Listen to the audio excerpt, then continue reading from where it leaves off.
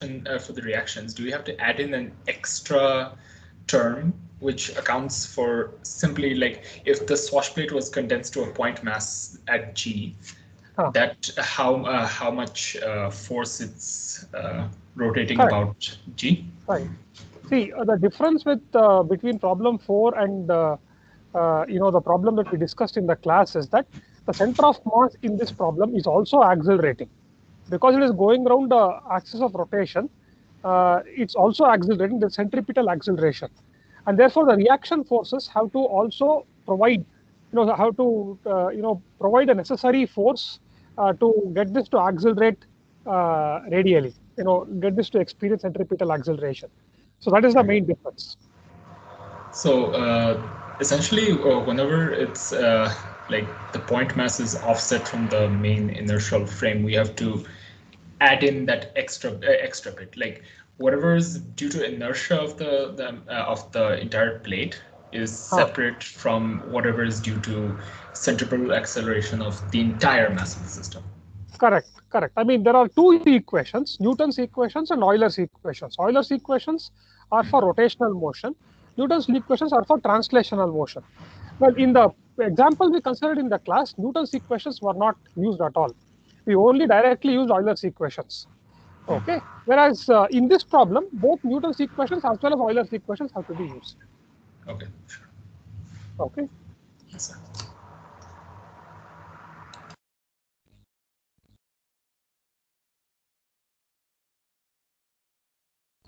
Dinesh has a question. Yeah, good morning, sir. Good morning. Sir, in assignment question number 3, sir, actually there we have to find the principal moment of inertia about O. Correct, sir? Wait a minute. Let me pull up that question. Question number 3. Yes, yes. Yeah, okay. Sir. In that case, first of all, we have to find about the CG. Then after that, we have to find about the O, principal moment of inertia. Yes. Sir, in that case, I have too much confusion. Sir, actually, as you told in the class, we can find the inertia matrix in principal axis by multiplying the rotational matrix. Okay, yes. But sir, rotational matrix means this all three Euler angles we have to take into consideration, sir. Rx, Ry, Rz. Well, continue. What is your question? I don't understand. Sir, actually, what I done it, sir. Actually, if Rx, Ry, Rz, make one rotational matrix. Then, sir, whatever is coming after the first of all, I have computed on the CG.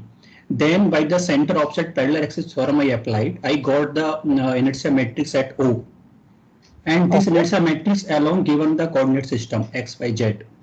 Then we have to compute the principal axis. So what I done it, then first of all, I reach up to O. Then after that I Rx, Ry, Rz.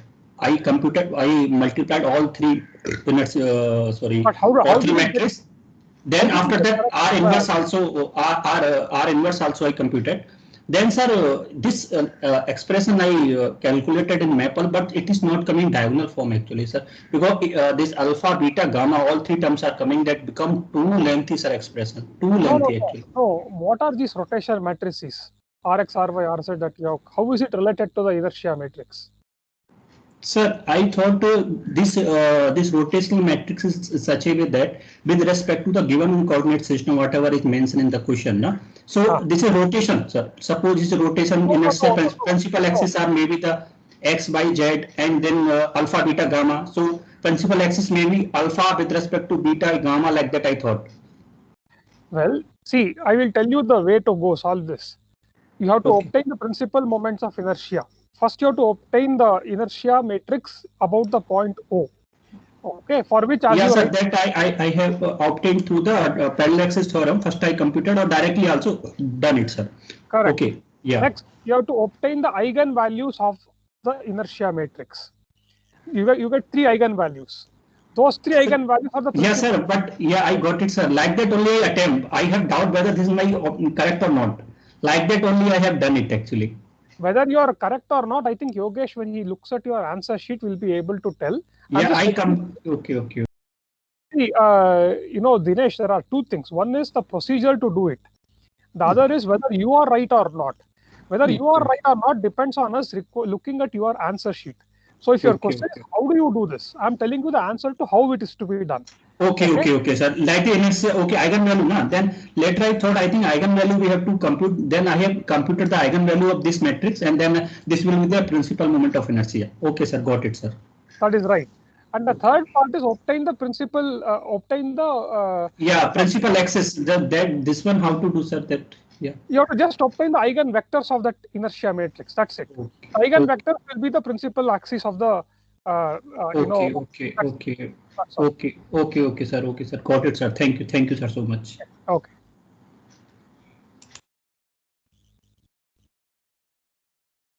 Abhishek Kar has a question. So just one final question in relation to question 3B. That is, there's two possible, finding the eigenvalue is essentially finding the moments, principal moments of inertia, right? But correct. If we use the rotation matrix, all of the rotation matrices, regardless of which XY, whether you take XYZ, ZYZ, ZXZ, whatever, they'll all give you the final value. Like that's fixed. Yeah, I mean XYZ, ZYZ, those are all the way you picture a rotation matrix. Yeah. A rotation matrix has just 9 entries, those 9 direction cosines. That's all that it has. Exactly. Okay. So whether you use XYZ convention or ZYZ convention is just a way for you to picture how you can go from A frame to B frame. So in this problem, for example, the rotation matrix will simply be the 3 column vectors that constitute the eigenvectors of the inertia matrix I0, juxtaposed with one another. That's it. Now on that note, I actually wanted to ask, since multiplying by the rotation matrices on one side and the inverse on the other side will give you a diagonal matrix with the entries 0 for the eigenvalue matrix, then is it better to finding eigenvalues is possible if you subtract that a minus lambda I, that one. Correct. Or you could also use rotation matrices. If you're considering XYZ, there's XYZ rotation matrix, there's a certain sine theta, cos theta, all of those 9 entries are standard over there. And then you can multiply them, and then for the diagonal elements, those off diagonal elements will come to 0. So using that property, you could find theta x, theta y, theta z. Abhishek, that would require you to undertake that extra exercise of determining theta x, theta y, theta z. So what you are saying is you are going to assume some convention, XYZ or ZYZ or whatever Euler angle convention, then multiply the inertia matrix with R inverse. You're going to do that, and then you're going to get a huge expression and each of the entries of that off diagonal entries you will set equal to 0. And then from that, you are going to determine that theta x, theta y, theta z for which the off diagonal entries become 0. And from that, you're going to work out what the rotation matrix is. That's your strategy, is it not? Yeah, no, I thought that might be a possible solution. It is a possible, definitely it's a possible strategy. No issues there. But it is computationally a big headache. It's not necessary for you to undertake that. That's all. It's okay if you do, but it's not necessary. You can simply compute the eigenvectors of that inertia matrix, and that's just the rotation matrix that you need to use. Okay, in order to get to the principal coordinates. Okay. Principal axis. Okay. Yeah. Yeah. Okay.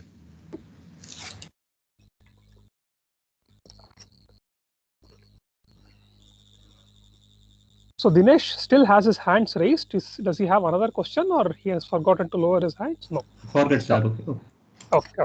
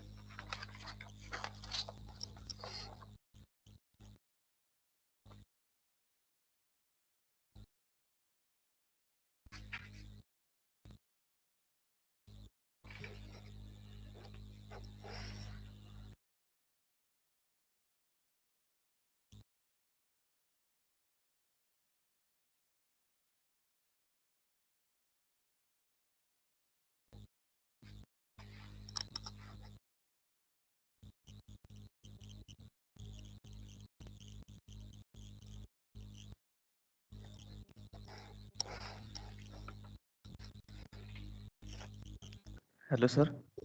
Hello, Rishikesh. Yes. Sir, I just have to make one clarification. In case Yes. of free symmetric top, uh, Huh. the spin speed and our wobble speed, both those rotational speeds are in opposite direction. Well, it depends, as I said, on the Yes, on I0 z inertia and I0x, the Yes, inertia, yes, the principal inertia's yes, numerical value. So for yes, some geometries, it is in opposite direction, in which case it's called retrograde precision. And for some, it is in the same direction, that's called direct precision. yes, yes. Thank you, sir. Yeah.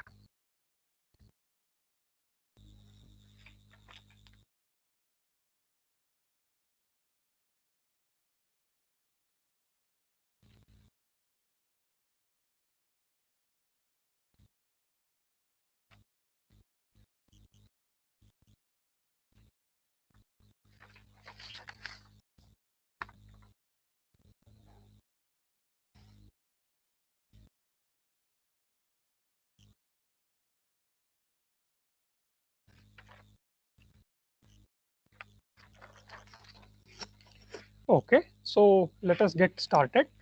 Uh, I have one question for especially the new students, MTech students who have been admitted this year but who have not yet come to campus, landed on campus. Uh, what kind of ID card has the institute given you? The reason I ask this is because there is this software called Adams, whose student version is available freely for downloading, but that software requires you to upload your ID card to confirm that you are a student in a university. So I wish to know. I have already written to the sales team to know if some alternate workarounds can be figured out. But in the meantime, I just want some inputs from the new students as to what kind of proof has been given to you now, uh, uh, as far as the fact that you are a student of IASC is concerned. Any one of you can answer. Sir, there is one like a A4 sheet. There things are written like our registration number, photo is there, and Oh, our I registration see all number. these things. Yeah, registration Oh, number is there, sir. so is this an actual ID card? Is it like 3-4 inches in width and 2 inches in height? Is that the kind of card, or is it a full A4 sheet? Sir, Yeah, it's sir. an provisional ID card. Yeah, provisional, sir. Does it also say provisional ID card? Sir, I can share my screen if you want. You can see, sir. We don't have much time, Dinesh. Can we do it at the end of the class? Okay, okay, sir. Okay. Okay, yeah. So you have something where all these registration number and other things are given. That's good to know. So in which case, probably we can go ahead and give you instructions on how to download that software and all of that. We'll probably do it in the next class. Okay. So homework 3 was due this Monday. Some of you could not turn it in. Please do so at the earliest. Homework 4 would be due next Monday, and homework 5 I would be giving this Thursday, this Friday morning sometime. Okay. So these are the housekeeping announcements, and with that, let me get started. Yes, Professor Ghoshal. Yes. So I think that A4 sheet may or may not work, but all the students should have their UG identity card, no? Unless it has expired. They can UG identity card. That's also a good idea. Correct. So why not? If a UG identity card can also be used. I have anyway written to these people. Yes. Any identity card, because I don't know whether if it says provisional, will they accept it or not. But if you have any identity card which is valid, which shows that you are a student of any university or college, that should work. Correct. Okay. That's a nice idea. I think I'm sure all the new students would at least have the ID cards of their previous institution. Sir, I have issue, sir. Yes. Sir, actually, I am from sponsored candidate from ISRO, so I done my BTech, sir, 8 years before, so I'm not having. Okay, so in that case, for we can get hold of somebody to download for you. Okay, sir. Correct. Okay, sir. Okay, sir. Sir, I also have a problem, sir. Like, I was a pass out from 2019, and the college took my ID card basically during convocation. So So if there are problem cases like this, that you don't have your ID card, or so we will try to find a workaround. We can get, so for example, Yogesh can download one for you. Okay. Correct. Okay, so, sir. I mean, if there are exceptions, we can always handle them. But for the remaining 20 odd people, they can probably use their undergraduate ID, or let us wait for a day or two. I have already contacted them expressing our difficulty. They said they will debate internally and get back to us. For all you know, if I were to endorse the fact that you are all students taking this course and so on, they may accept that along with my ID card as a faculty in this institute or some such thing. Let us see. So even if that doesn't happen, by and large, all of you can use your undergrad IDs, as Professor Ghoshal mentioned. And for those one or two who don't have their undergrad IDs, we'll find a workaround. You contact us, we'll find a workaround. Okay. So can all of you see my sheet of paper? Is that visible? Hello? Can someone kindly unmute your mic and let me know? Yes, sir. Okay. Yes, sir. Okay. Thank you. So let us get started. So today we will be starting on a new topic, and that's Lagrangian formalism. It's another technique to arrive at the equations of motion of multi-body systems. And the motivation was sort of provided in the previous lecture, and we shall pick it up from where we left off in the previous lecture. So let us briefly recap what we did in the previous lecture. So we derived the equations of motion for this serial kinematic chain, and that involved two recursions. The first was forward recursion to determine velocities and accelerations.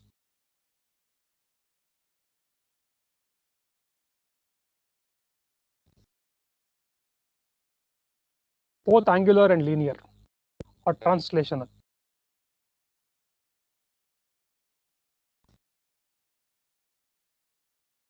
Okay.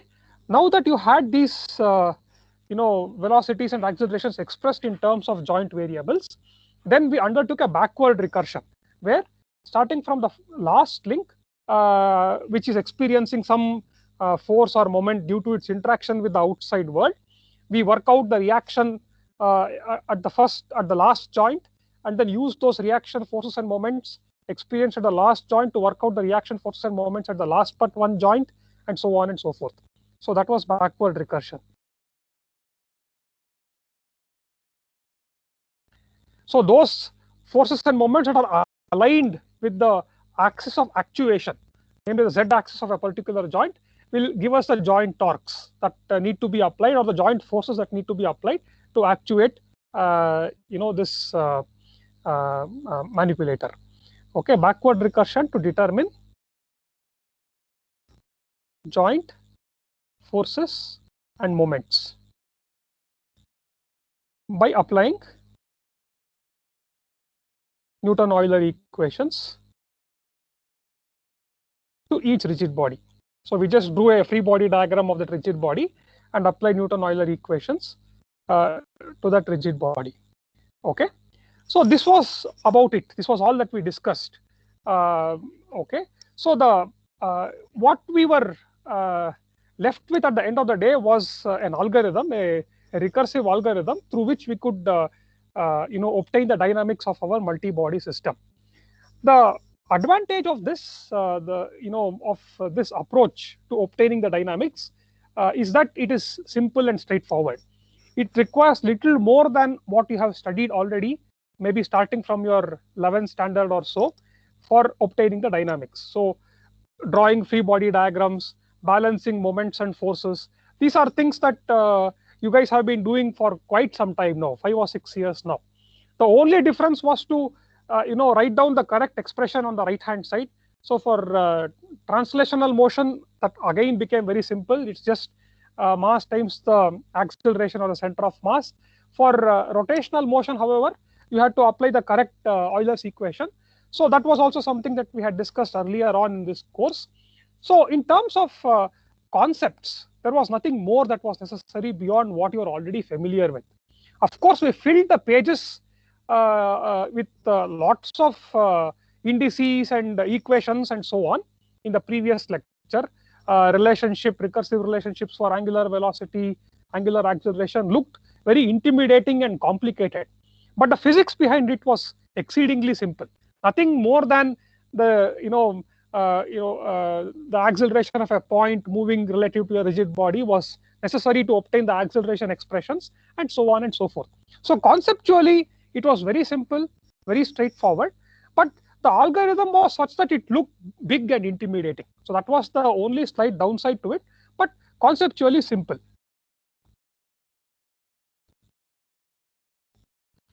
Okay, so required no tools beyond Newton-Euler equations, which again is rooted in mechanics that you have studied very well for the last 5-6 years.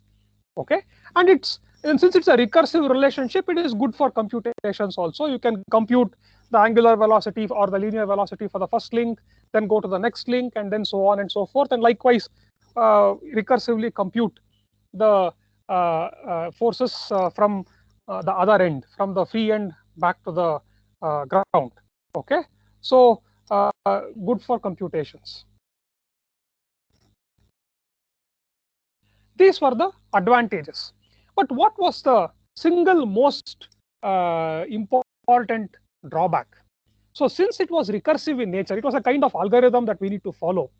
It was devoid of intuition. I mean, I couldn't clearly and transparently visualize the structure of the dynamic equation right away. Right? I had to plow through all of these interconnected coupled differential equations, eliminate many of the variables, all these joint forces, joint torques, everything had to be eliminated before I could obtain a differential equation that related the joint variables and their rates of change and their accelerations and so on to the joint torques. Okay, so that was the equation that I was really interested in, because that's what I need to compute the joint torques or to understand how the joint variables depend on the joint torques, etc., etc.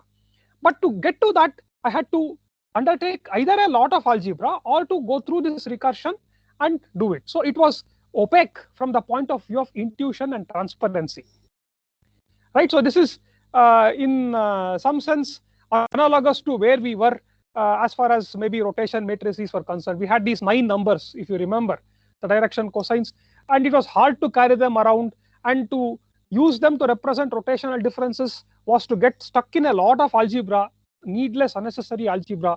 So we therefore came up with rotation matrices, which are very elegant, compact of packaging away the complexity and using just a single symbol in place of 9 other symbols.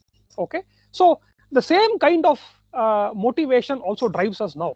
So as human beings and not computers, we seek and desire transparency and ease of and intuitiveness in the equations that we write. Okay, so the drawback, therefore, the first drawback was the big picture was missing. Okay, so we got lost in all the tiny details of these free body diagrams for every single mass. Okay, so the big picture of what the actual dynamics that I really care about was missing. So that was one drawback. Okay, it couldn't. Of course, you could obtain the big picture by, as I said, writing down all these equations and then eliminating the unnecessary variables and so on and so forth. But that required a lot more algebra that we did not undertake. Okay.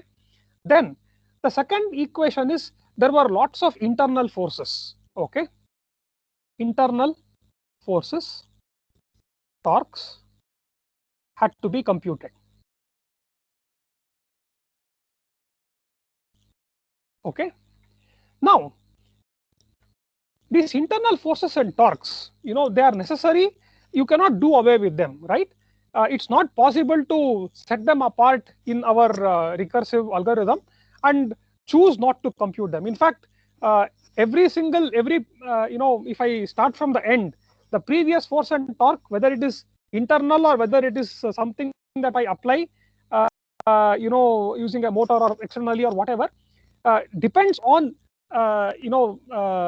the other internal forces and torques, maybe in the link before it, and so on and so forth, right? So I had to necessarily compute all the internal forces and torques in terms of joint variables and so on before I could obtain the overall dynamics. Okay, so if I have, for example, n joints, okay, and let us say we are talking of a kinematic chain in 3 dimensions, then how many forces and torques do I have to compute? Okay, it will be 6n, because at each joint I have 6 degrees of freedom, and I have 3 forces and 3 torques, and of which usually only one of them would be the unconstrained degree of freedom. The others will all be constrained. So usually we use revolute joints and prismatic joints and such other joints which have only 1 degree of only 1 degree of freedom. So most the remaining 5 have to necessarily be computed, although we cannot independently control them, okay, by applying some torque or some such thing. So 6n forces and torques have to be computed before we obtain the dynamic equations for this mechanism. Okay, now let us take a simple, let us crunch some numbers. Okay, let us say we are having a robot with whose end effector has 6 degrees of freedom. You can place it in any location in 3D within its workspace and orient it in any orientation.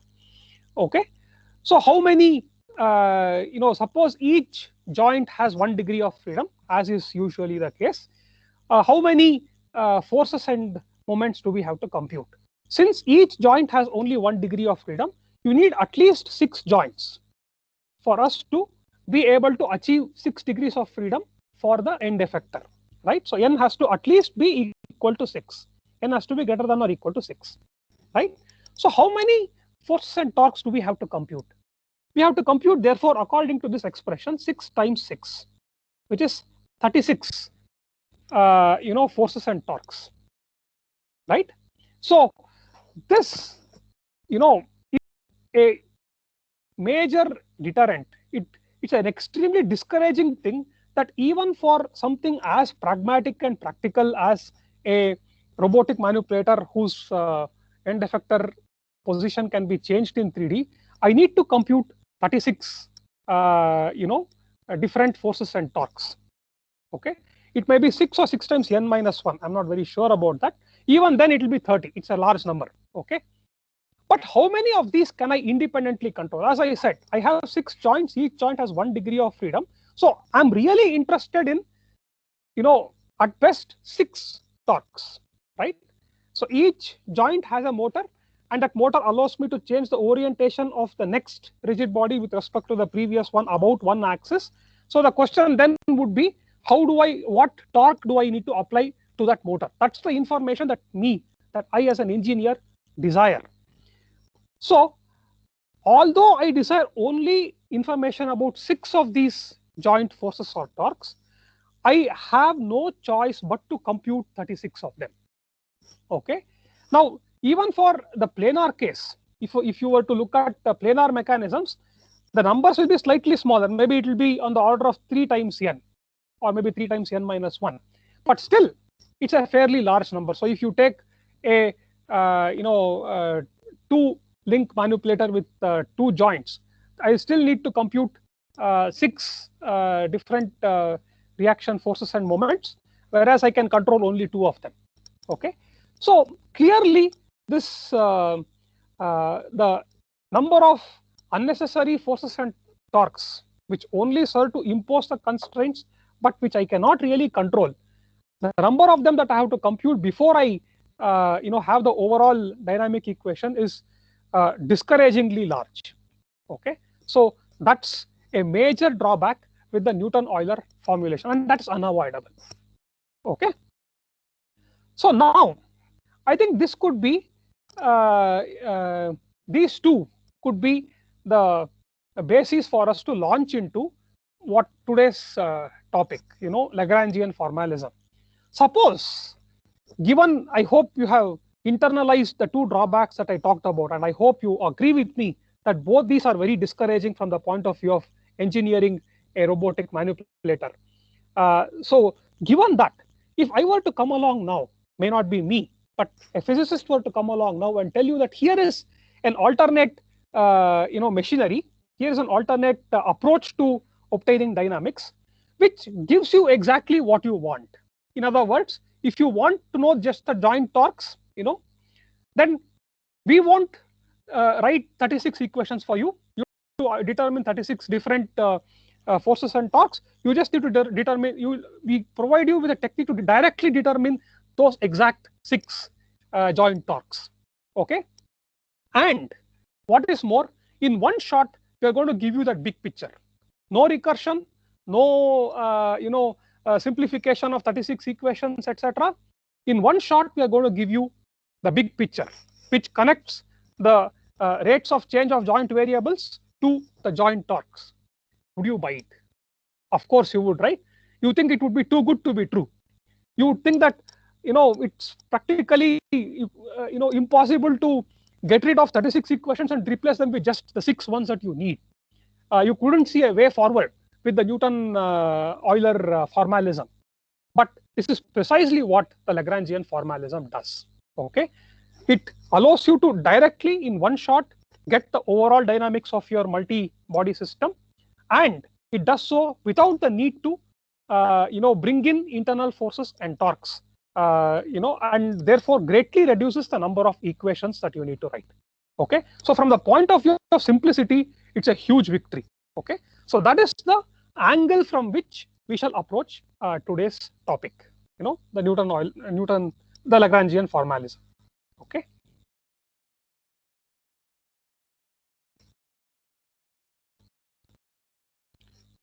So multi-body dynamics therefore provides the perfect motivation for us to look for alternate tools.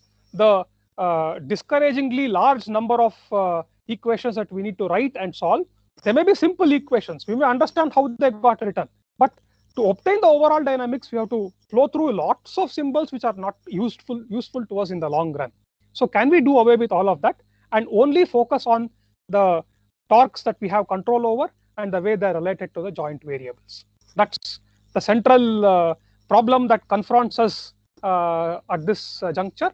And here is where we bring in this new technique which uses energy principles for obtaining the equations of motion. Now, before I talk about this very narrow perspective of how it is useful to us as engineers seeking simplicity and transparency in our equations of multi-body dynamics, let me also provide a little bit greater background to Lagrangian formalism. It's formally a part of what is known as analytical mechanics. It goes by different names. Some textbooks call it analytical dynamics. Some others call it analytical mechanics.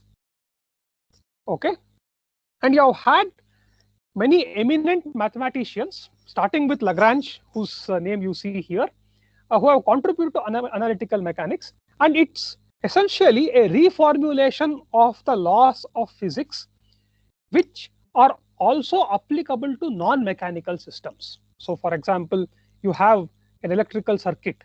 Okay, then you do not have forces and motion there. Instead, you have currents and charges and voltages. Now, can I come up with a way of writing the equations, or can I come up with a way of deriving the equations, the dynamical equations for an electrical circuit using a machinery that has something in common with the equations that we would write for a mechanical system? Okay, so this unifying character of this particular approach is what has made it extremely attractive and interesting to physicists. Okay, so enables reformulation of the laws of physics which are applicable instead of saying which are applicable, I'll put in a manner that makes them applicable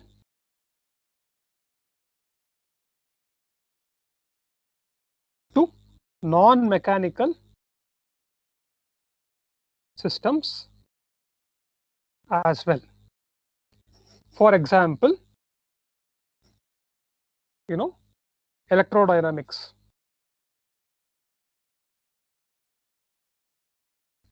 Okay, and I'm sorry, electrodynamics, and more significantly in quantum mechanics.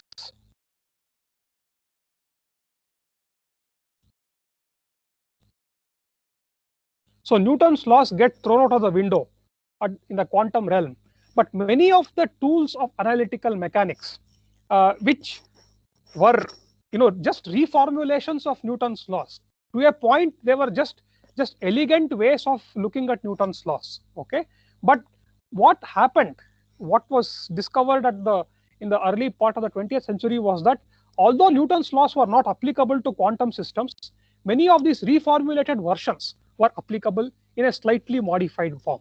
Okay, so that is the significance of analytical mechanics. It allows you to connect systems that allows you to transition from systems that obey Newton's laws effortlessly to systems that do not. Okay, so the basis for this, for all of this is what is known as Hamilton's principle of least action.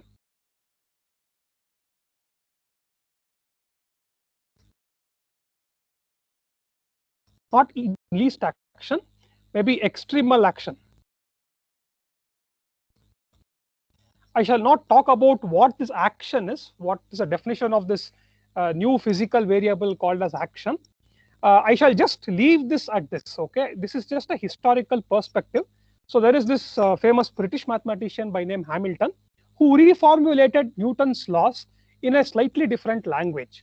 So he tried to reformulate it in terms of cost functionals. Okay, so it sort of is reflective of the fact that nature tries to economize something, and that particular cost functional that is economized by nature is what is called as action.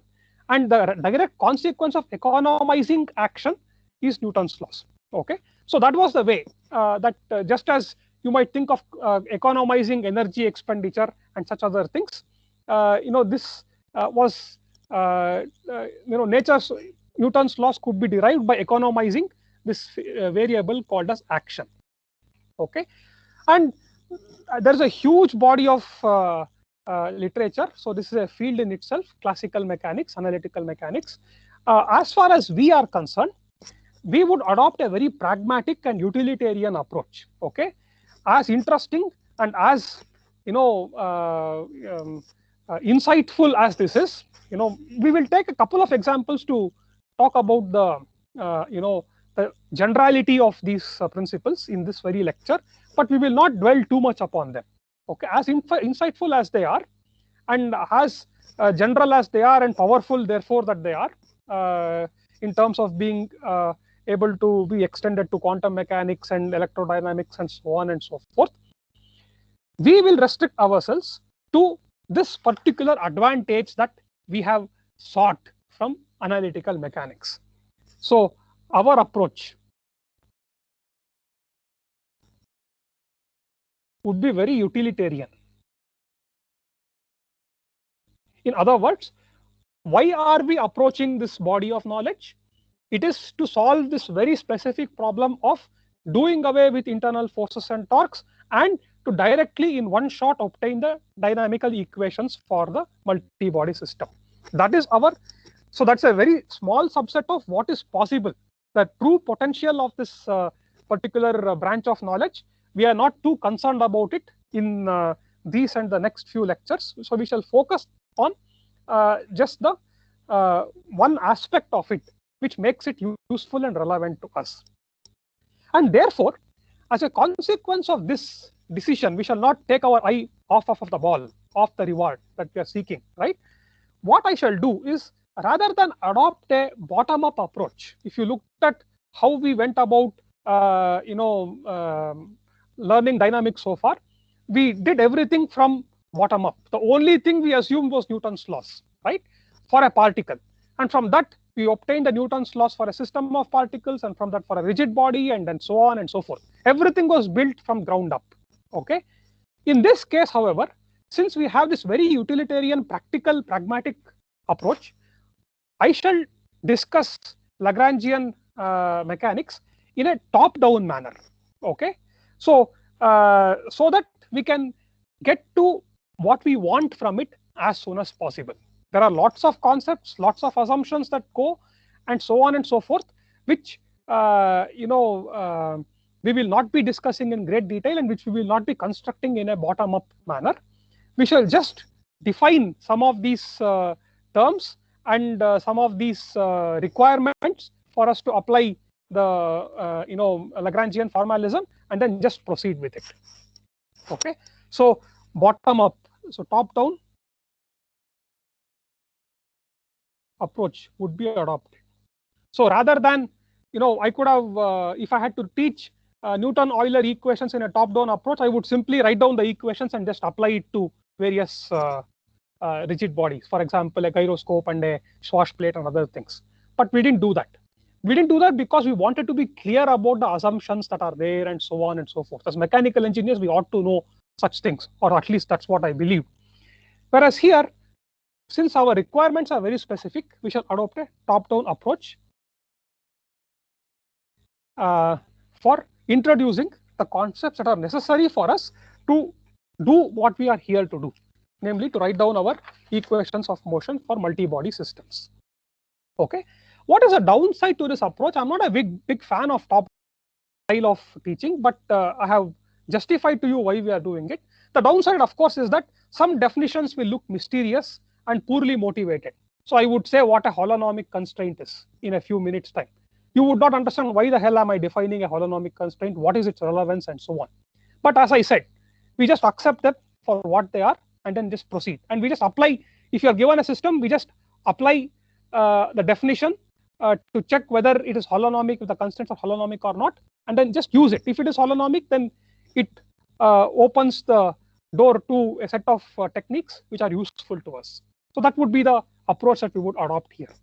So to give an analogy, for example, if you have a cell phone, none of us or very few of us are either interested in or even know the internal construction of a cell phone, right? What all electronics there is, what all sensors and actuators there are of little interest to us. But our approach to a cell phone is very utilitarian. We want to use it. We want to know how to make a call. You want to know how to check check your mail, and so on and so forth. So you just learn those tricks that are necessary for you to get those jobs done that are of interest to you and move on. Okay, that will be our approach here. Okay, so this is the price that we pay. So some of this obscurity and mysteriousness of the definitions is the price that we need to pay in exchange for the reward that I promised at the start of the lecture. Namely, instead of writing 36 equations or 6n equations, you will just be able to write n equations for to obtain the dynamics of your multi-body system. Okay, but this is not as bad as it appears because the definitions are few. There are at most some 3 or 4 that we would be using, and they're easy to relate to. They're very intuitively clear and easy to relate to. So it's not as bad a disadvantage, as bad a drawback as I might have made it out to be. So definitions are few and are easy to relate to. Okay, so with this preamble, we shall get started with some of the definitions. Okay, so as I said, rather than build from first principles, I am just going to start with definitions. I'm going to tell you how to use these tools so that we can get to our multi-body systems as soon as possible. Any questions so far?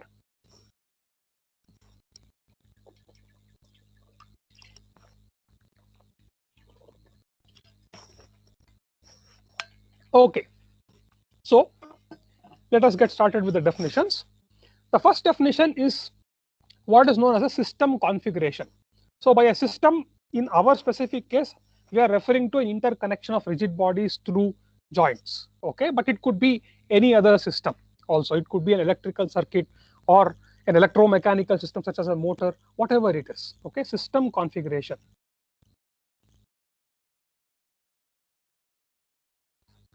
Okay, for our specific case as mechanical engineers, the relevant definition is as follows: a set of kinematically possible positions and orientations of the bodies defines the configuration of the system.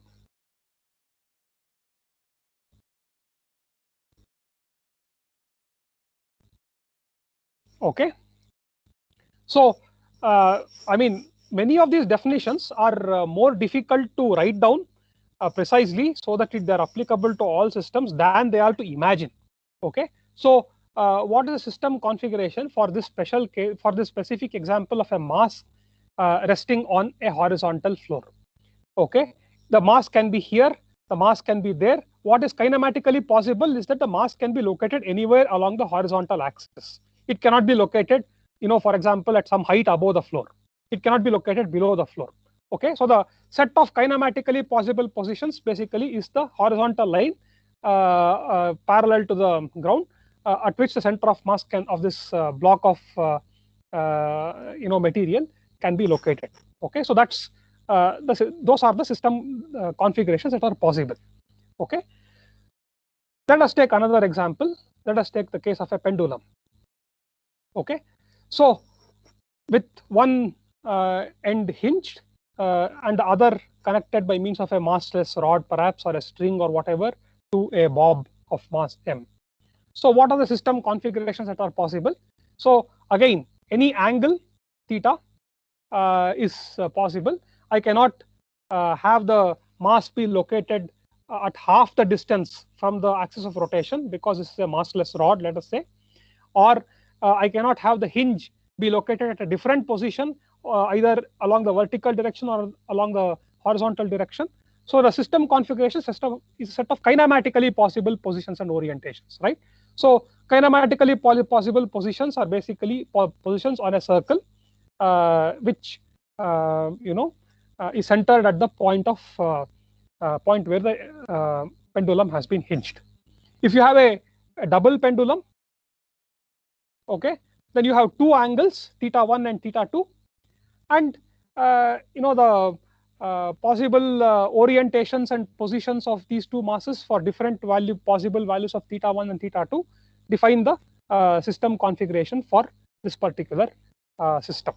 Okay, so the notion is fairly straightforward from an intuitive point of view, although, as I said, defining it so that it's applicable to all possible systems that we would consider is rather more difficult. Okay, now how do we specify configuration? So how can we specify the configuration for this mass m? So configuration is a qualitative concept, but to quantify it, we need to attach to it some variable with which we can specify, some variable or some variables with which we can specify the configuration. What variable would we pick to specify configuration for a block sitting on a horizontal floor? It could be this distance x from some arbitrarily chosen coordinate system, right? So that could be the variable. So the x coordinate of the mass m could be the variable that we would use to specify the configuration. If we choose a single pendulum, not a double pendulum, what variables would be used to specify the configuration? Well, we could go with the Cartesian coordinates, in other words, the xy coordinates of this bob of the pendulum, right? That could be the two variables.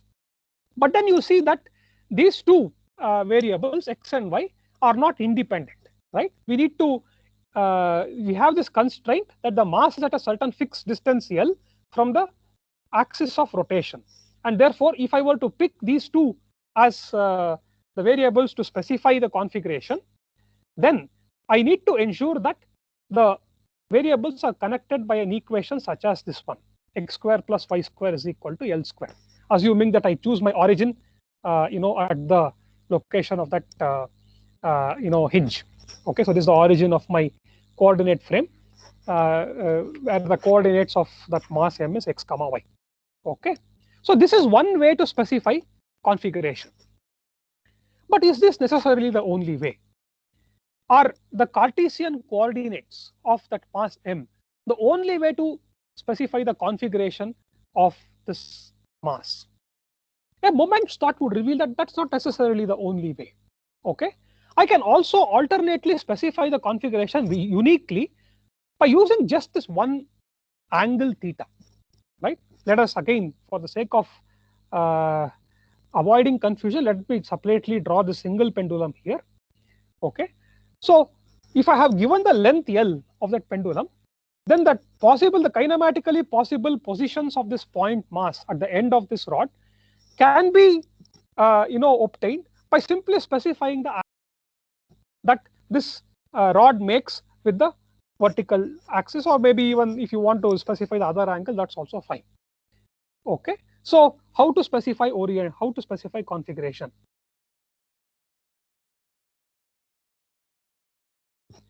You can use Cartesian coordinates. You can use angle also. Okay, and angle also just as effectively specifies the configuration of the pendulum as the Cartesian coordinates do. And for a double pendulum, you could have the xy positions of both these point masses be the way for you to specify the configuration of the double pendulum, but that has to come with additional constraints, right? The distance between these 2 point masses is fixed, which is equal to the length L2 of the second pendulum. The distance between the first point mass and the first revolute joint is also fixed, and that has to be L1. So there have to be 2 constraint equations, and then there have to be these 4 variables. Okay, x1, y1, x2, y2. That's one way of specifying the configuration of a double pendulum. The other way, which is equally effective in specifying configuration, as unambiguously you can do it, is to specify the angles θ1 and θ2. Okay, again, the angles θ1 and θ2 can be defined differently. It could be defined with respect to the inertial coordinate system itself. Okay, the more useful one may be to define θ2 with respect to the first link, because many motors allow us to control the relative angles. So whichever way we define, these 2 angles θ1 and θ2 can be as effectively be used to specify the configuration of a double pendulum. So what you discover, therefore, from this discussion is that the configuration can be defined not necessarily only by the Cartesian coordinates, xy coordinates of this object, of this mass or whatever, but also by other geometric variables such as the angle. Okay, all along we have stuck to Cartesian coordinates. We've always written x cap, y cap, z cap, expressed velocity as components in a Cartesian coordinate system, etc., etc. And what we are doing now is to make a big leap from our conventional understanding of a coordinate system. Okay, so that leads us to the next definition of generalized coordinates.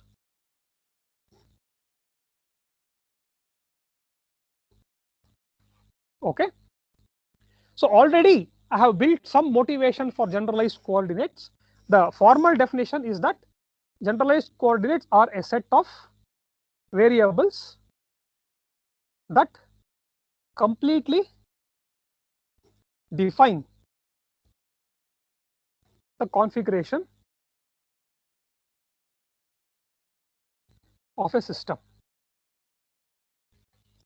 Okay, so this is where, as I said, the biggest departure happens, in that the word coordinate so far in our mind has been associated unambiguously with Cartesian coordinates. Okay, the x, y, z components of a particular point or a certain vector, velocity vector or an acceleration vector, It's always the Cartesian coordinates that come to mind when we talk of coordinate system or coordinates.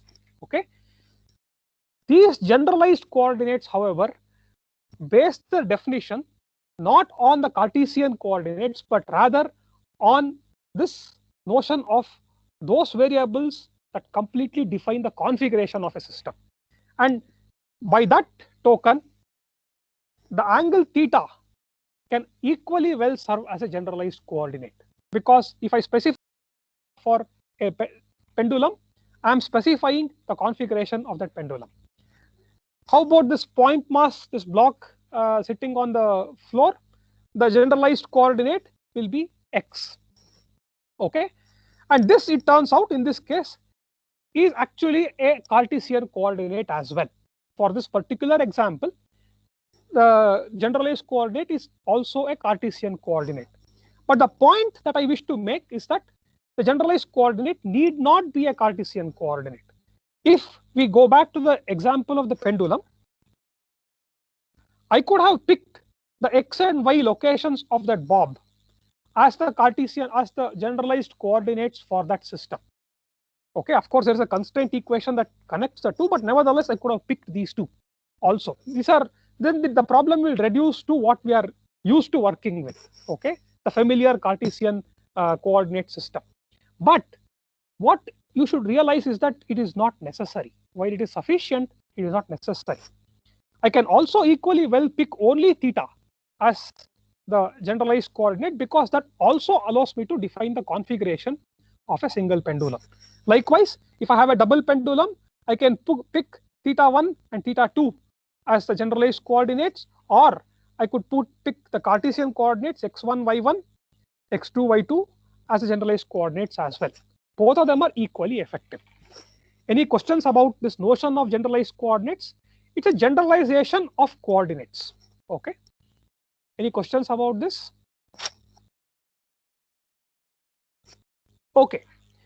So I take it from your silence that it's intuitively clear what generalized coordinates refer to.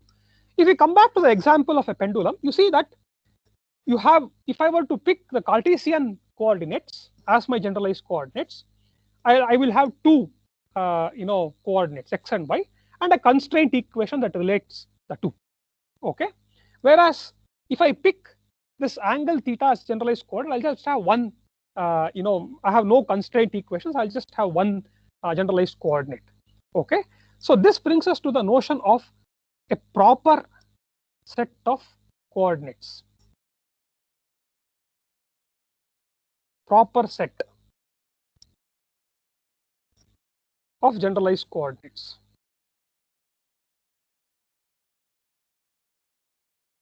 So this is the in a proper set of generalized coordinates is one in which the number of elements is equal to the number of degrees of freedom for the physical system. Okay. So if you take the example of the pendulum, how many degrees of freedom does this pendulum have? It has only 1 degree of freedom. Only rotations about this particular point are permitted, right? So I need only therefore one generalized coordinate to completely specify the configuration of this.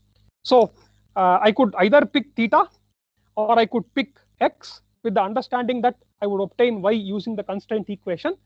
Whatever it is that I do, the proper set of generalized coordinates is that set of generalized coordinates contains as many elements as there are as the degrees of freedom of my mechanical system. So if I take a 4-bar mechanism, for instance, okay, how many generalized coordinates can I define? Of course, I can have the Cartesian coordinates for all these 4 joints. That's one possibility. The other possibilities, I can have these angles, theta 1 and theta 2, and then theta 3, and then maybe theta 4 as the 4 angles. These are all possible generalized coordinates, because if I specify them, I'm specifying the configuration of the mechanism. But you notice that this has only 1 degree of freedom. A 4-bar mechanism has only 1 degree of freedom. So there are algebraic equations that connect theta 2, theta 3, and theta 4 to theta 1.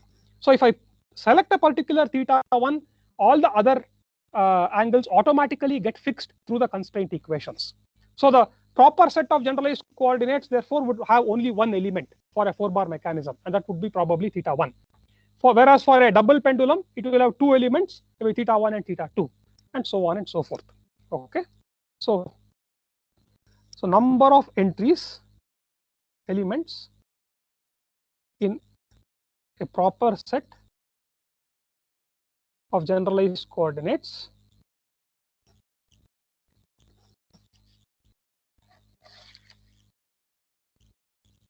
is equal to the degrees of freedom of the system. Okay, so let us take, I already have given examples of how to pick generalized coordinates. So I have taken the example of a mass and we have assigned a generalized coordinate as x. Okay, I have taken the example of a pendulum and we have taken two possible generalized coordinates. So what you discover therefore is that generalized coordinates are not unique for a system. I can pick various different generalized coordinates. For example, for this mass also I could pick some angle theta that it makes with respect to some origin as a generalized coordinate. I can do that. Okay, that's also a possibility.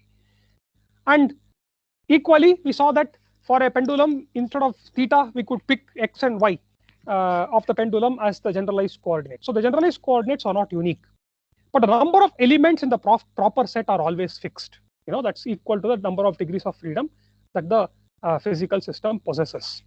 So here is one example of a mass which is sliding on a rail, and there is a pendulum, let us say, attached to the mass. These are all toy examples that I'm taking to just illustrate and make you more familiar with the concepts. So how can we assign generalized coordinates here? Earlier we have either chosen angle alone or displacement alone. Here you see the most natural generalized coordinates for the problem are the distance displacement of this mass along this guide rail. It's aligned along the x-axis. So x is one generalized coordinate that I can pick. The other generalized coordinate can be the angle theta that this pendulum makes with respect to the vertical, right? So in this, here is an example where the generalized coordinates are displacement and angle. Here again you see a departure from our understanding of coordinates from the Cartesian perspective. So x, y, z coordinates all have the same units, they're all meters, right? Whereas here one generalized coordinate is angle, so its units is radian. The other generalized coordinate is distance, its unit is meter. But it doesn't matter. The reason it doesn't matter is because I can use these two to completely specify the configuration of this system, okay, of this mass with another mass m2 suspended away from it through this link here.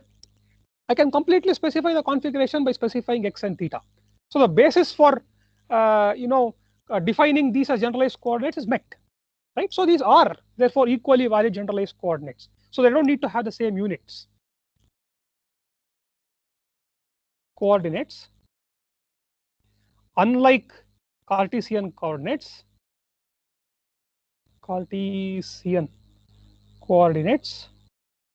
need not all have the same units. As long as they help to completely define the configuration, we are done. Okay, so that's the basis. Then, so we have already defined what system configuration is. We have defined what generalized coordinate is, and from your silence, I gather that neither of these definitions are too confusing. They are very intuitive and clear. So we shall go to the next definition, that of a holonomic constraint.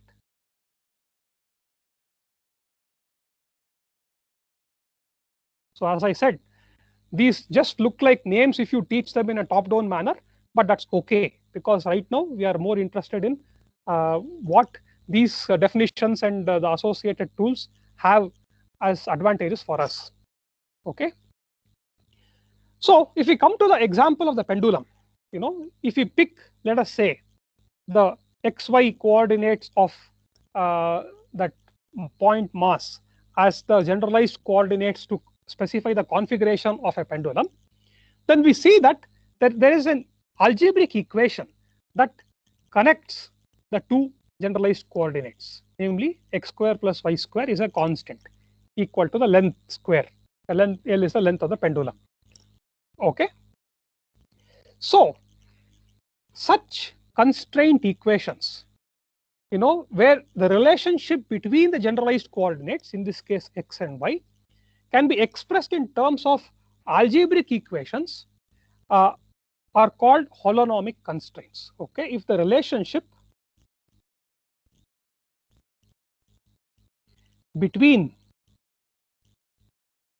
generalized coordinates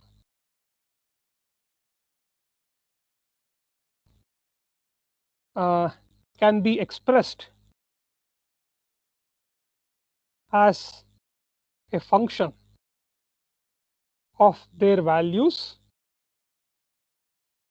and not their derivatives with respect to time.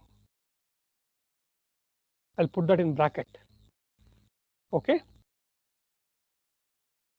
are called, if a relationship between generalized coordinates can be expressed as a function of their values, then the system, the constraint, is called a holonomic constraint.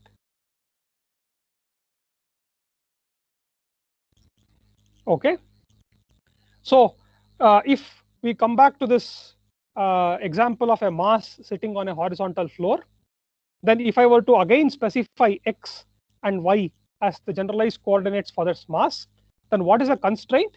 Y is equal to 0, because the mass is always on the horizontal floor, right? Or y is a constant. If you are talking about the center of mass, y is a constant, whatever that is. So this is also, you see, again an algebraic equation. So this again is a holonomic constraint. So what is a non-holonomic constraint? Conversely, non-holonomic constraint, the most general definition for that is a non-holonomic constraint is one which is not holonomic. Okay, that's it. So there is a specific test for what constitutes a holonomic constraint, namely that I should have the relationship between generalized coordinates be connected by means of an algebraic equation. This algebraic equation, by the way, can be a function of time. So if the length here is a function of time, let us say I'm changing the length in a very specific manner, okay, then I can have this as a function of time also. That's permitted. Okay, but I cannot have x dot, y dot, etc. being part of my constraint equation. Okay, I should be able to reduce, even if I have such terms, I should be ultimately able to reduce them to an algebraic equation of the kind that I have shown here. In such a case, we call the constraint a holonomic constraint. So here is an example of a non-holonomic constraint. Any questions before I go forward?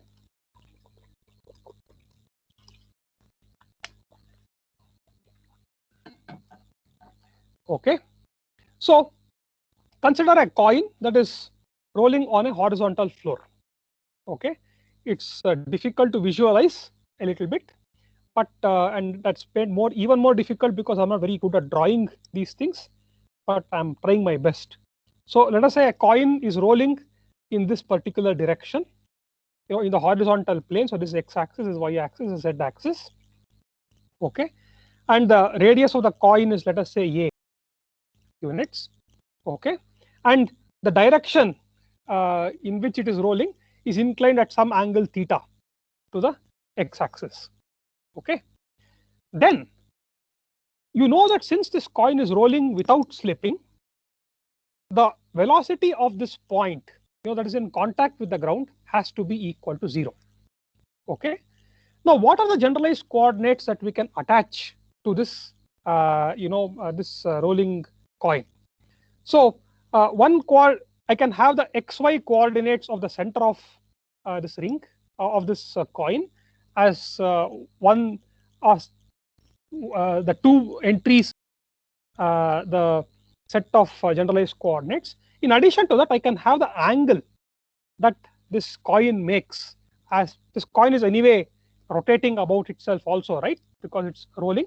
So that angle, I'll call that angle as phi. Okay, that angle phi can also be a generalized coordinate. Okay, Now, how do we relate these different generalized coordinates, theta, phi, x, and y, and so on? The relationship is obtained by noting that that point at the bottom, the point on the coin that is in contact with the ground, has to have zero velocity. What is the speed of that point? That speed of that point, of course, if I were to be moving along with the coin, then the speed will be equal to a times phi dot, right? The speed. But then, if I resolve that into appropriate components and add them to the, the velocity of that center of that ring itself, center of the coin itself, the speed along the x-axis or the velocity component along the x-axis will be a phi dot cos theta plus x dot. Okay, so likewise, a phi dot is the speed. It's but the direction is as I have shown here. So the component of velocity along the x-axis is y-axis is a phi dot sin theta. Okay, that plus the absolute speed therefore will be equal to plus the velocity of that center itself, which is y dot. And since we are executing rolling motion without slipping, both these velocities have to be equal to 0, right?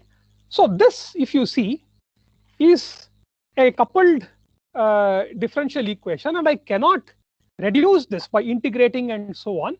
I cannot reduce this set of equations to the form that I have shown here. I cannot reduce them to an algebraic equation. Okay, so this is an example of a non-holonomic constraint.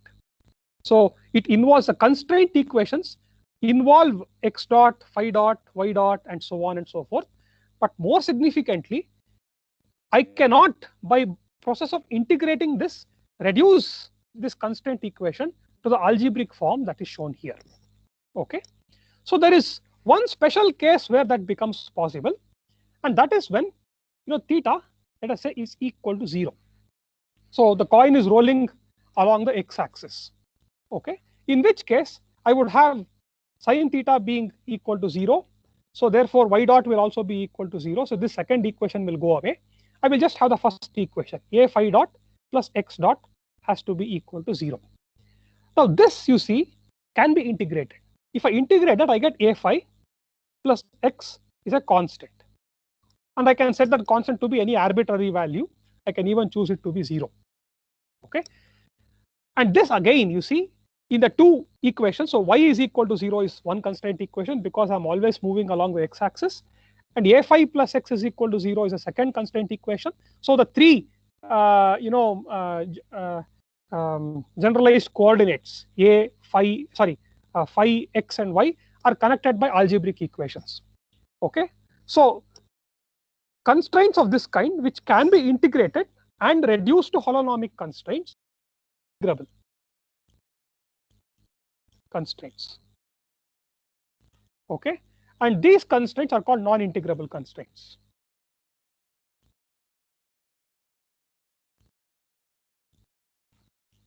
Any questions about this?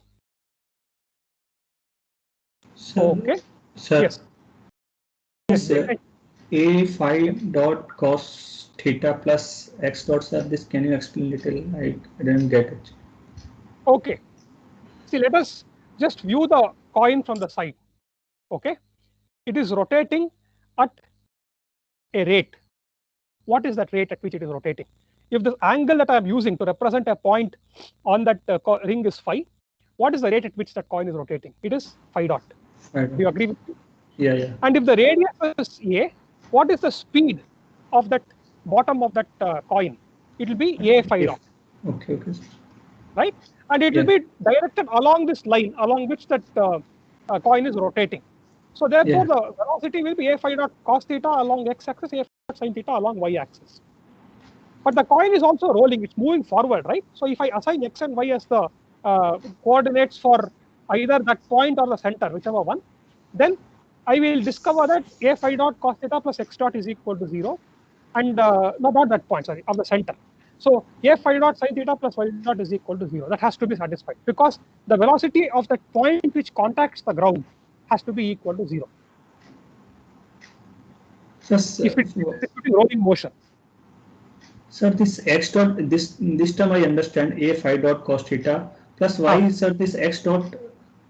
See, this is x comma y. the coordinates of the center of the ring. Okay. Okay. So the total velocity of this point at the bottom is equal to the velocity because of rotation, which is a phi dot, plus the velocity with which it is with which the center itself is moving, x dot. Okay, sir. Got it. Thank you. And because it is in rolling motion, this point has to be fixed. Okay, instantaneously, its velocity will be 0, and therefore these equations have to be satisfied. Okay. Thank you. Yeah. All right. So now we have all of our definitions. So we are ready to write down the laws that we need to the laws that govern these systems that obey these constraints. So by the way, everything that we would discuss from this point forward are applicable to holonomic systems or systems which have holonomic constraints among their generalized coordinates. So the equation that they obey is what is known as Euler-Lagrange equation.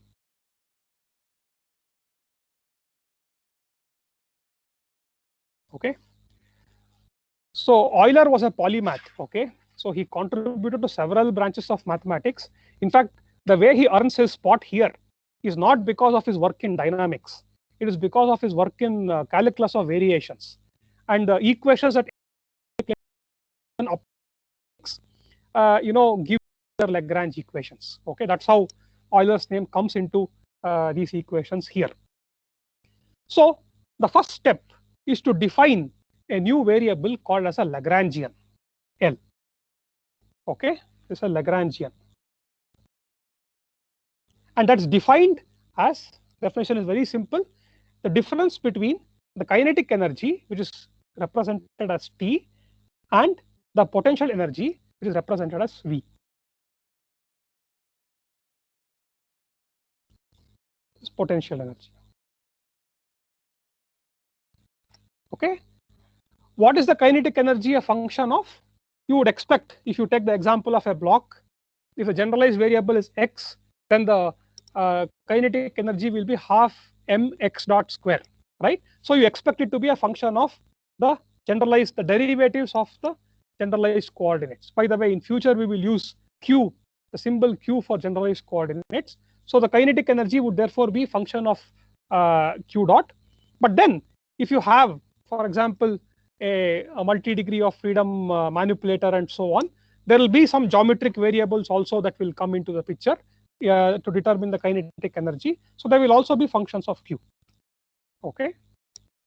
The potential energy, on the other hand, is not a function of the rates of change of any of these geometric parameters, may it be angle or Cartesian coordinates or whatever. There will be functions of just the variables themselves. Okay, so that's generally the structure of the kinetic energy term and the potential energy term. And the difference between the two is defined as a Lagrangian for the system. Okay, then you can obtain the equations of motion for this body by solving the Euler-Lagrange equation, which I'm going to write now. So this Lagrangian satisfies this equation, d by dt of delta L by delta q dot. Let us say you have n generalized coordinates for a n degree of freedom mechanical system. Okay, minus partial of L with respect to qi is equal to capital Qi. Okay, so this is what is known as the Euler-Lagrange equation. Firstly, what is Lagrangian? Even for a multi-body system, notice that Lagrangian is a scalar. It is just the difference between kinetic energy, which is a scalar. Energies are all scalars, right? Potential energy, which is also a scalar. Okay. So in order to compute a Lagrangian, I need to compute the velocities of the different rigid bodies, angular velocities and velocities of the different rigid bodies, and then from that compute its kinetic energy. Likewise, if they're experiencing gravity, if they're in a gravitational field and so on, there will be some potential energy also associated with these particular joint variables, which are the generalized coordinates. So therefore, all these will be scalars. Okay. Each of these are scalar equations, scalar differential equations. Okay, and you have as many equations as you have generalized coordinates. Okay, and if you pick a proper set of generalized coordinates, you will have exactly n equations. On the left hand side, it's very clear. We know that L is a function of Q and Q dot. So I know what I'm doing on the left hand side. On the right hand side, I have introduced a new symbol. This is called as a generalized force. What this symbol signifies, we shall not talk about in today's lecture. Okay, so in keeping with this top-down development of Lagrangian formalism, we are just defining things for now, and we will introduce the appropriate definitions at the right times and use them for our problem. Okay, so this equation is valid for a system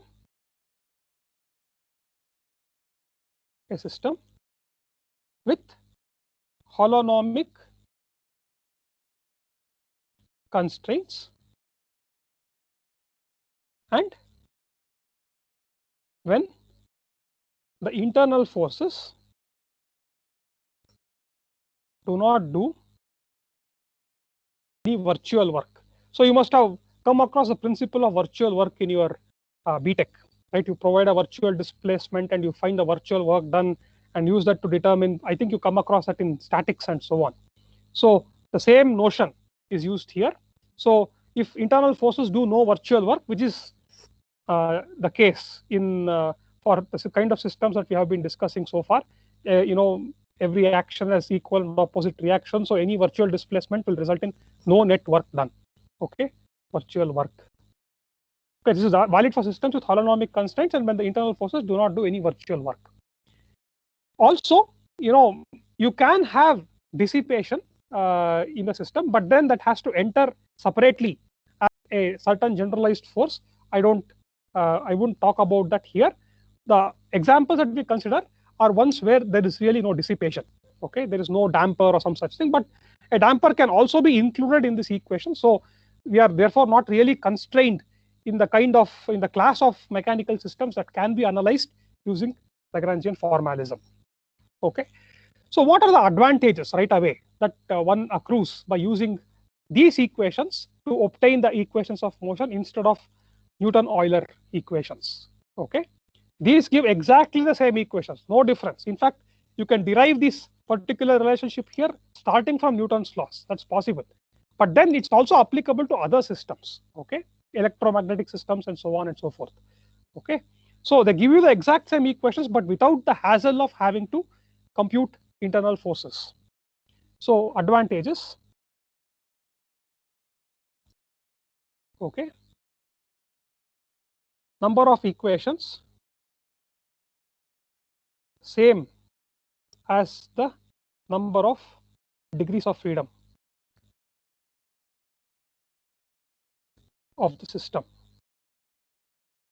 Okay, so that is the advantage we were seeking, right? We didn't want 36 equations for a 6 degree of freedom manipulator. We wanted only 6 equations, and that's exactly what we're going to get here. A 6 degree of freedom manipulator requires only 6 generalized coordinates to specify its configuration, and for each of those generalized coordinates, you would have one equation here. So you would have only 6 equations. And right away, if you write down those 6 equations, you see the functions of Q, Q dot, and time. So automatically you obtain the equations relating joint torques and so on, which would appear on the right hand side to the rates of change of these joint variables. Okay, so clearly this is the answer to our prayer.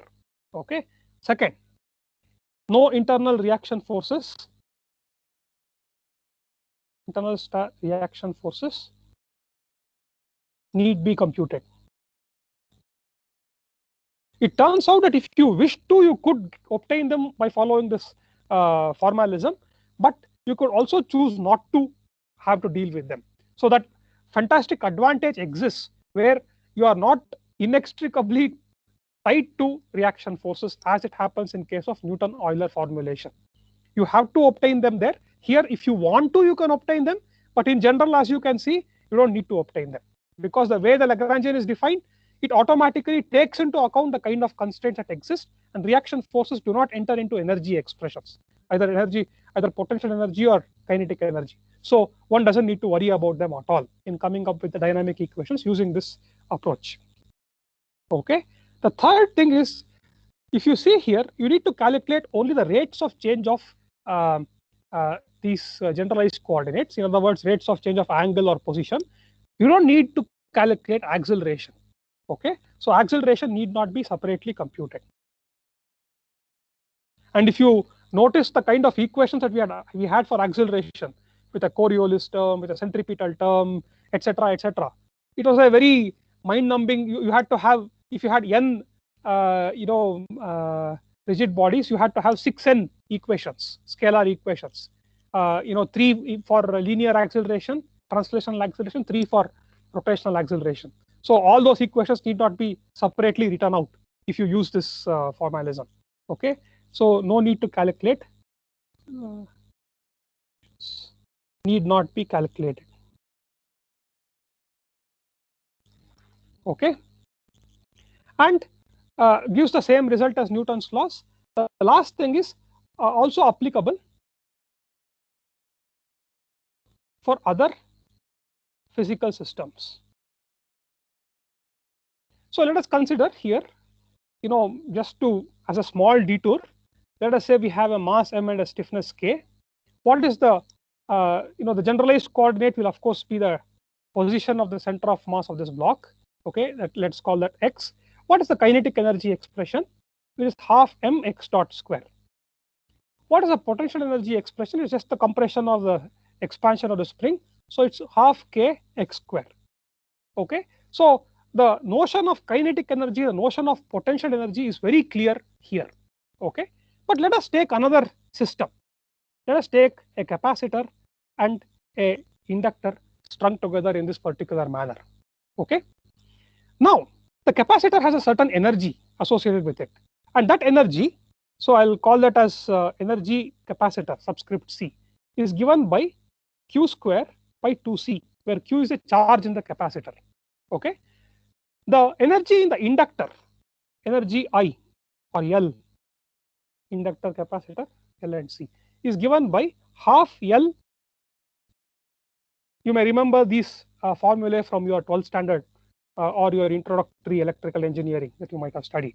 But I can write this also as half L times dq by dt the whole square, because current is rate of change of charge with respect to time, right? Now look at these two expressions.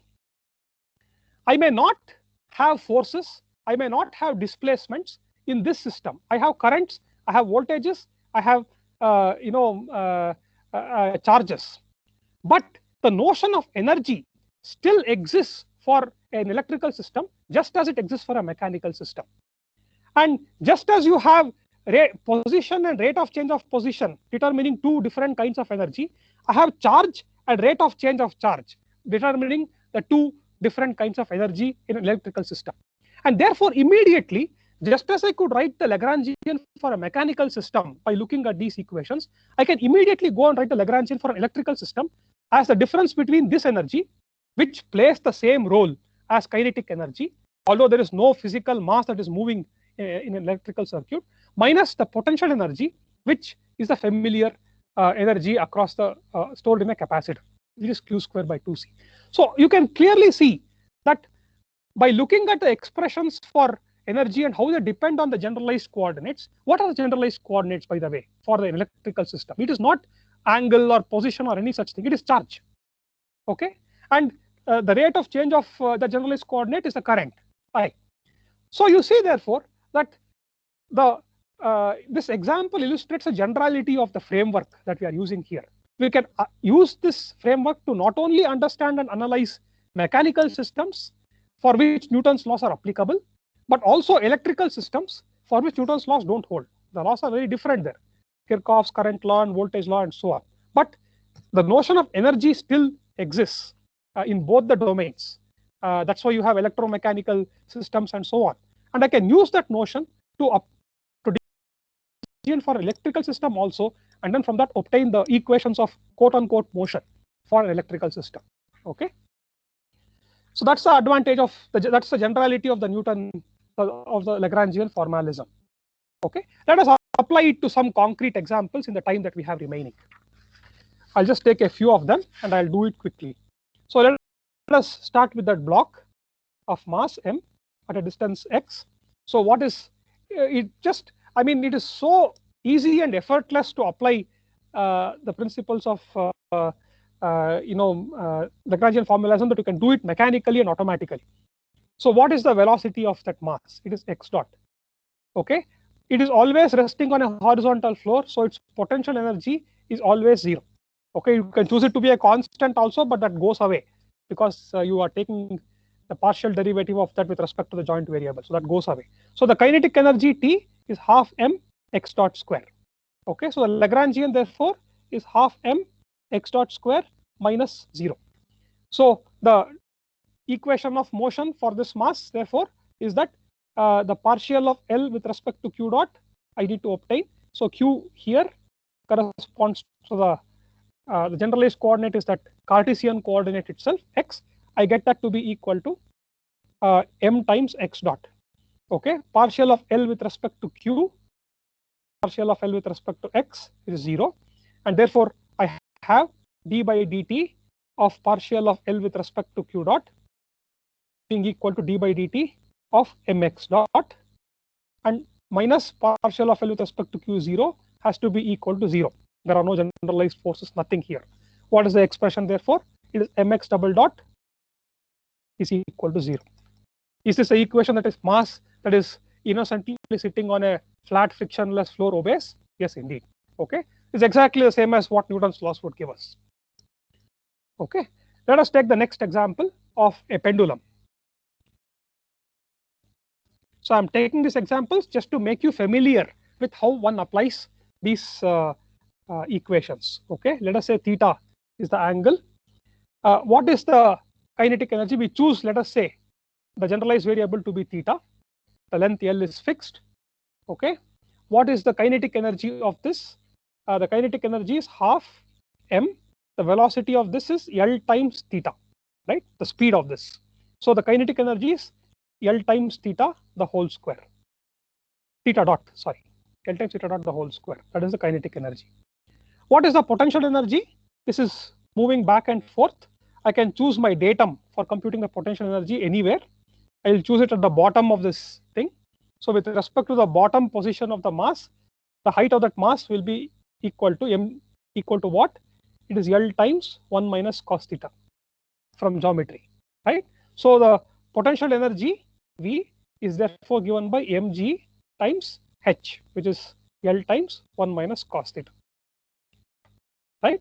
So I have this, therefore I have the Lagrangian very quickly as T minus V. What is delta L by delta q dot? I see that the potential energy doesn't depend on q dot as expected. So that's going to be equal to L times theta dot, L times theta dot. Then potential energy with respect to q this time is not 0. If you do that, what do you get? It is minus mg sine theta times L. I hope I've done my algebra correctly. I will know very soon. So d by dt of delta L by delta q dot is equal to ml d by dt of theta dot, which is theta double dot. Okay, minus delta L by delta q is minus mg sine theta times L, and that should be equal to 0. And that immediately gives me theta double dot plus g by L sine theta is equal to 0, which is a familiar equation for a pendulum. Okay, when theta is very small, this reduces to a simple harmonic oscillator. In other words, theta double dot plus g by L times theta is equal to 0. Otherwise, this is the equation. This is exactly the equation that you would also get by applying Newton's laws to this particular mass. Okay. Now, as a third example, let us say this hinge here were to be moving in a certain direction. Okay, let us take the same pendulum. Okay, and let us say that hinge position I change in a certain particular way, x of t. Let us say I accelerate the hinge. Okay, so x of t will be given by x naught plus some what is the expression, half a t square. Okay, if the initial velocity was 0, the initial position was x naught, I'll make the initial position also 0. Okay, then this is the position as function of time. Okay, I'm specifying this position. So if you notice here, this is a constraint equation. Okay, so this physical system now has two generalized coordinates, x and theta.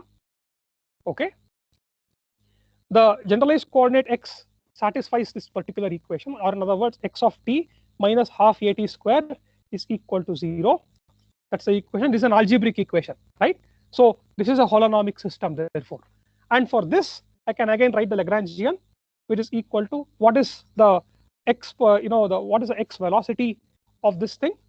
If this angle is theta, then the speed of this is L times theta dot.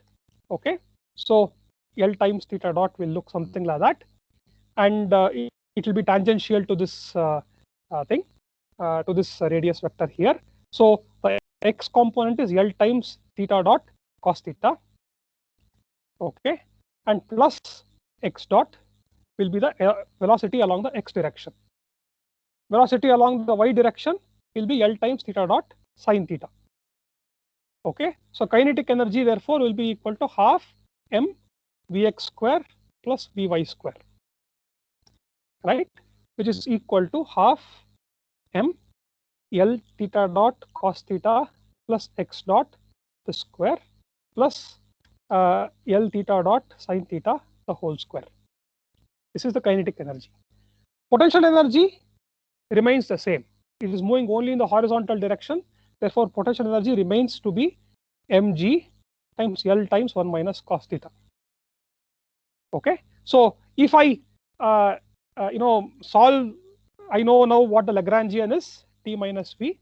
If I solve it, I'll just get the expression as theta double dot plus okay, I don't remember what expression I will get. Maybe I will write that in the next class. Okay, so here are a few examples that I took to illustrate how we apply the Euler-Lagrange equations to obtain the equations of motion. And the advantages were written out earlier, but will be practically demonstrated to you in the next lecture and the lecture after that, when we consider rigid body dynamics and multi-body dynamics. So already we see here that we are not having to write down separate free body diagrams for this mass and then compute, for example, the tension in this string or this rod or whatever before we obtain the equations of motion for this mass. We are not having to do that, right? Or we don't have to calculate the reaction that's necessary to push this at a certain speed. That's also, or a certain acceleration. Even that's not being done. So without bringing in these internal forces and moments, we are able to obtain the equations of motion. And this will be of real advantage when we look at multi-body dynamics, where, as I said, 6n equations will get reduced to just n equations. And the benefits of that are huge from the point of view of transparency and intuitiveness. So we will stop at this point. We'll take many more examples to illustrate how to apply these tools in the next lecture. Okay, thanks a lot. If you have any questions, I can take them now.